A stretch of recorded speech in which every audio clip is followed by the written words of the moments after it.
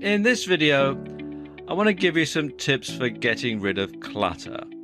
Now, clutter slows you down because time spent hunting for an item, well, it's time wasted. And a tidy environment leads to a tidy mind. And this was brought home to me when I had my first office job.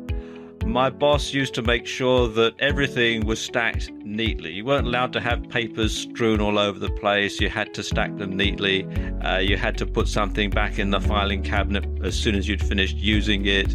And you had to make sure that your desk was tidy before you went home, that all your pens and pencils were all stacked away and that everything was put away in drawers and so on. And she used to say, tidy desk, tidy mind. And I suppose she had a point. And the first step that you can take to getting rid of clutter is to get proper storage, a proper place to keep everything where you can put it back when you finish using it and you're going to know where it is and other people are going to know where it is.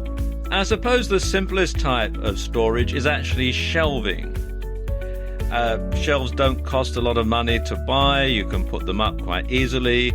You can get shelving units that are freestanding if you're in rented accommodation or rented office or rented home and the landlord doesn't want you drilling holes in the wall. You can buy self-assembly shelf units. They come flat packed and you can simply put them up in an afternoon, and they're not really all that difficult.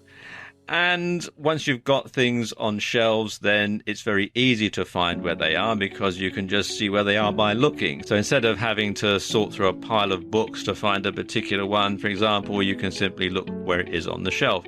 And of course, you can do like the people who own these shelves have done, which is label up the shelves alphabetically so you can find a particular item, a particular book in this case. And that's the easiest way of getting everything organized and storing things, is simply get them on shelves, get them off the floor and out of a pile and actually up onto the wall where it's very easy to find. Another thing that you can have is proper filing. You can have a filing cabinet, and that can contain suspension files, or particularly if you're working from home, because, let's face it, a filing cabinet doesn't particularly go with home decor. You could have lever arch files or box files that you can put on your shelf, and you can label them up. You can color code them, you can do all sorts of things with them, and you can make them very easy to find what it is that you're looking for, so you don't have to go hunting for it. So again, you don't have a pile of papers, you can just simply file them away in your files, and then you can refer to them as and when necessary.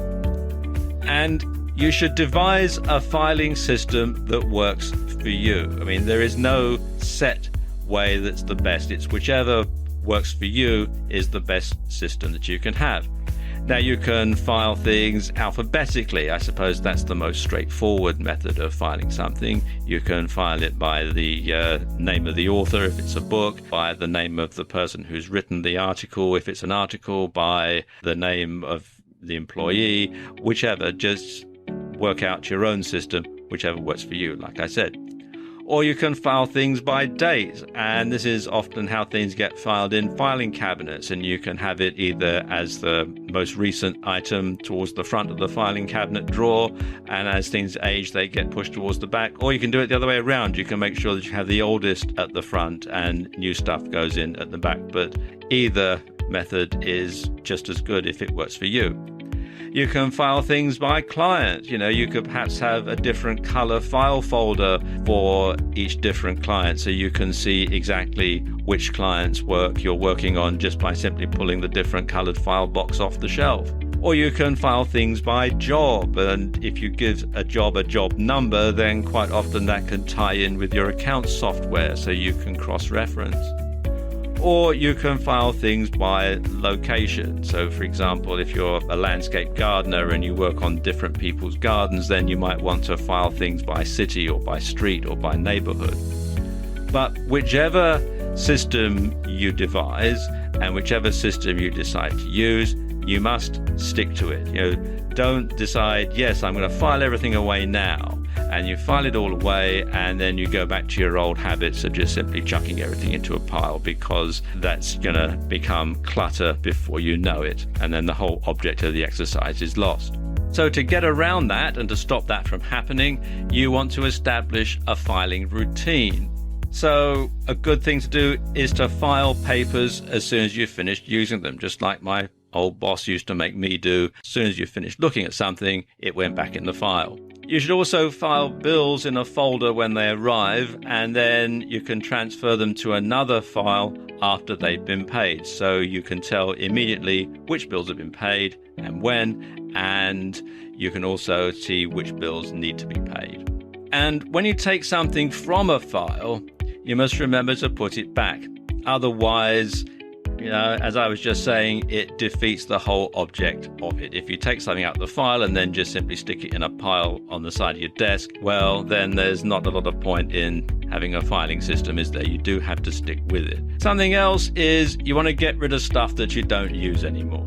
So that old laptop that you took out of service when you got your new laptop, and you thought, well, I'll keep it as a backup machine, and who knows, I might get around to converting it to run on Linux, and then that'll give me something else to do when I'm not very busy. Well, let's face it, it's still there, isn't it, at the bottom of the pile of newspapers and magazines in the corner of your office. So you're never going to use it, and if your current laptop breaks, well, you're probably going to buy a new one now anyway, so chuck it out and free up the space and get rid of the clutter.